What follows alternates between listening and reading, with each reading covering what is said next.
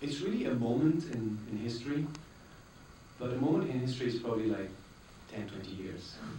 So I think those repressed ideas and stories will still have a lot to talk about for the coming, 10, 20 years, and always in revolutions and like big events like that. Artists take time to digest and get out and make art out of it, especially movies, they take time. There's a lot of documentaries coming out. One of them is actually one I'm editing in my hotel room. Because what happened on the 20th of Jan was we had the premiere. My director was in the streets, and he didn't show up. I called him, he said, you can't imagine, the streets are crazy, they're throwing tons of tear gas bombs on us. Come, grab the camera and come. So I grabbed the camera, which is actually a camera maybe like this one. We shot this whole film with the new cameras that are very small and that are affordable for any filmmaker now. They are the Canon 70 series. And it was the first film in the world to be shot entirely. This whole film was shot entirely by the Canon 7D. So I brought that camera, went to Tahrir Square, and I was shooting. And for 18 days we were shooting, met most of the film crew and cast in the revolution without even, we didn't have cell phones working. They cut off the cell phones. They cut off the internet. We didn't have internet tweets, nothing. No communication whatsoever.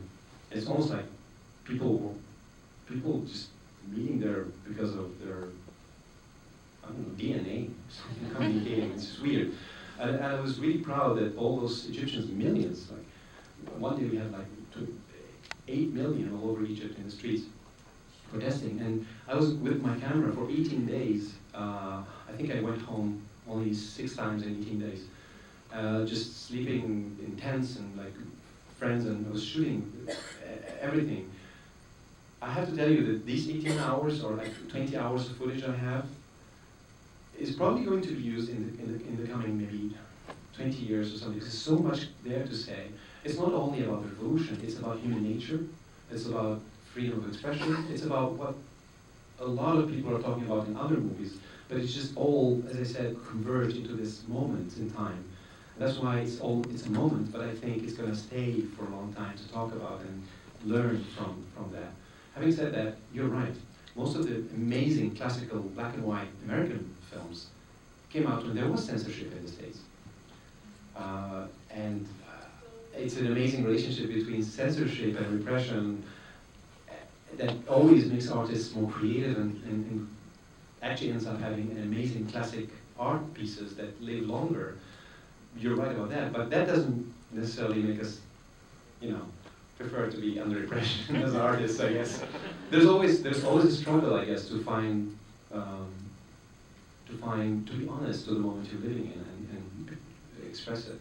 What happened is that a huge amount of people at the same moment converged and in this melting pot of time in the revolution, and that's why this event, although it's a moment, but I think it's going to have echoes for some time to come.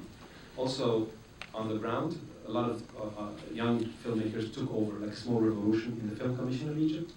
So every now in the film, everything in Film Commission, from censorship to film festivals, is going to be run by young filmmakers now. So I think they're going to change a lot what's going on. I'm glad.